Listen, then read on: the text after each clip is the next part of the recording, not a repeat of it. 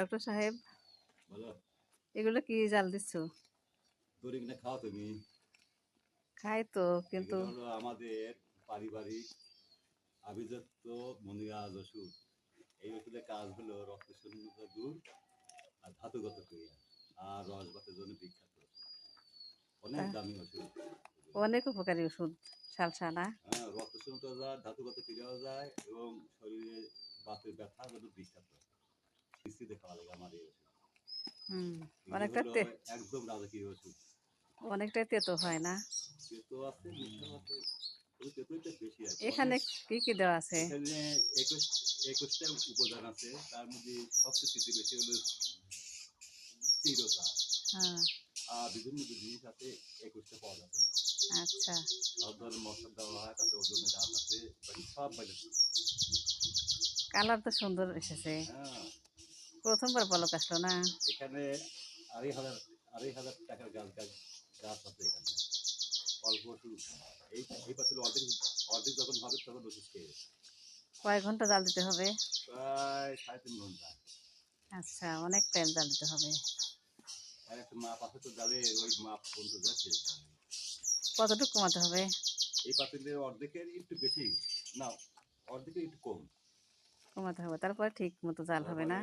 ঠান্ডা করে এলে একটা পাতিলের হাঁড়িতে নিয়ে 10-15 দিন মাটির নিচে টেনে রাখা লাগে। আচ্ছা, তারপরে ওষুধ আবার তখন আমরা খাওয়া দাওয়া শুরু করি। ঠিক আছে। অনবরতে নাড়াচাড়া করতে হয় না? বুঝে যায় তো, এক ফোঁটা করে গেলে আবার এতটা লস। ঠিক।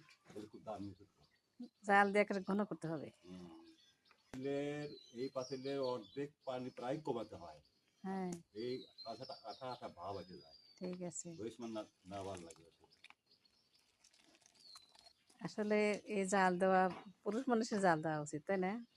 মেয়েরা পারবে না, মেয়েদের জাল দিলে অনেক এখনই সময় নেওয়া। দিয়ে হয়ে যাবে। ঠিক আছে, বানাও। বন্ধুদেরকে দেখাইলাম, নতুন ভিডিও বানালাম, নতুন জিনিস দেখালাম। আর কি কি সমস্যা দূর হয়? আর সাধারণত এমনি বোঝা যাচ্ছে যে ভাতে যদি কারো রুচি না থাকে সে দারুণ কাজ করে, আবার আছে হলো পুরোনো মশা দারুণ ঠিক কাজ আছে। করে। এগুলো রাজকীয় ওষুধ, এগুলো সবাই সবাই এগুলো পায় না। এগুলো আমার মায়ের যে নানা, সেই আসলে হেকিম, কলকাতার হেকিম ছিল। আচ্ছা। উনি এই ওষুধ বিক্রি করে অনেক স্বর্ণ উপহার পাচ্ছিল এই ভারতে। হ্যাঁ, আচ্ছা, যখন বাংলাদেশ ভাগ হয়ে গেল তখন ওখানে ভয়ে আর আর ভারতে থাকবে না। ঠিক আছে। জাল দাও, যখন হয়ে যায় তখন আবার বন্ধুদেরকে দেখাবো। বন্ধুরা, এই যে ওষুধ রেডি হয়ে গেছে। এখন কি করতে হবে ডক্টর সাহেব?